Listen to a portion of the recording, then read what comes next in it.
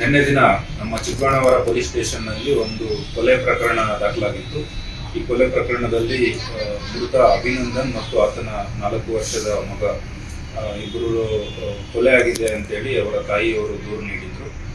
ಈ ಹಿನ್ನೆಲೆಯಲ್ಲಿ ಮೃತನ ಪತ್ನಿ ಹರಿಣಿಯನ್ನು ನಾವು ವಿಚಾರಣೆ ಮಾಡಿದಾಗ ನಮಗೆ ತಿಳಿದು ಬಂದಿರೋದೇನೆಂದರೆ, ಸಂಡೇ ರಾತ್ರಿಯಲ್ಲಿ ಆಕೆಗೆ ಪರಿಚಯ ಇರುವಂತಹ ಒಬ್ಬ ವಿನಯ್ ಕುಮಾರ್ ಎನ್ನುವನ್ನ ಕರ್ಕೊಂಡ್ಬಂದು ಈ ಹರಿಣಿ ಮತ್ತು ವಿನಯ್ ಕುಮಾರ್ ಇಬ್ಬರೂ ಸೇರಿ ಈ ಅಭಿನಂದನ್ನು ಕತ್ತು ಹಿಸ್ಕಿ ಮತ್ತು ಸ್ಮಾದರ್ ಮಾಡಿ ಕೊಲೆ ಮಾಡಿರುವುದಾಗಿ ತಿಳಿಸಿರ್ತಾರೆ.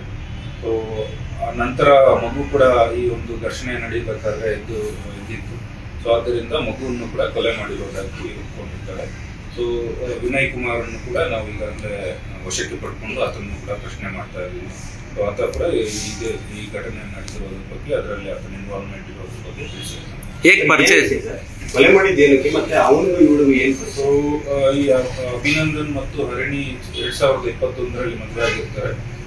ಒಂದು 2 ವರ್ಷದ ನಂತರ, ಮದುವೆ ಆದ ನಂತರ ಅವರಿಬ್ಬರ ನಡುವೆ ಸುಮಾರು ವಿಚಾರಗಳಿಗೆ ಜಗಳ ಆಗ್ತಾ ಇರ್ತದೆ. ಬಹಳ ಫ್ರೀಕ್ವೆಂಟ್ ಆಗಿ ಜಗಳ ಆಗ್ತಾ ಇರ್ತಾರೆ. ಈ ಶುಕ್ರವಾರ, ಈ ಕೊಲೆ ಆಗೋಕ್ಕೆ 2 ದಿನದ ಹಿಂದೆ ಶುಕ್ರವಾರ ಪತಿ ಪತ್ನಿ ನಡುವೆ ಜಗಳ ಆಗಿರ್ತದೆ. ನಂತರ ಶನಿವಾರ ಬೆಳಿಗ್ಗೆ ಆಕೆಯನ್ನ ತವ್ರ ಮನೆಗೆ ಬಿಟ್ಟು, ಅಲ್ಲೇ ದಾಸರಹಳ್ಳಿಯಲ್ಲಿ ತವ್ರ ಮನೆ ಇರ್ತದೆ, ಅಲ್ಲಿ ಬಿಟ್ಟು ಆತ ತನ್ನ ತಾಯಿ ಮಂಡ್ಯ ಜಿಲ್ಲೆಯಲ್ಲಿ ಇರ್ತಕ್ಕಂಥ ತಾಯಿಯನ್ನು ನೋಡಕ್ಕೆ ಹೋಗಿರ್ತಾನೆ. ಸಂಡೇ ಸಂಜೆ ರಿಟರ್ನ್ ಬಂದು ಹೆಂಡತಿಯನ್ನ ಕರ್ಕೊಂಡು ಮನೆಗೆ ಬಂದಿರ್ತಾರೆ. ಈಕೆ ಮೊದಲೇ ಪ್ಲಾನ್ ಮಾಡ್ಕೊಂಡಿರ್ತಾರೆ. ಶುಕ್ರವಾರ ಈ ಘಟನೆ ಆದ ನಂತರ ಪ್ಲಾನ್ ಮಾಡ್ಕೊಂಡಿರ್ತಾರೆ. ಈ ವಿನಯ್ ಕುಮಾರ್ ಜೊತೆ ಮಾತಾಡ್ಕೊಂಡು ಇಬ್ರು ಪ್ಲಾನ್ ಮಾಡಿ ನೈಟಲ್ಲಿ ಈಗ ನಿದ್ದೆ ಮಾಡಿದ ತಕ್ಷಣ ಆತನನ್ನು ಕರೆಸ್ಕೊಂಡು ಈ ಒಂದು ಕೃತ್ಯವನ್ನು ಎಸಗಿರ್ತಾರೆ.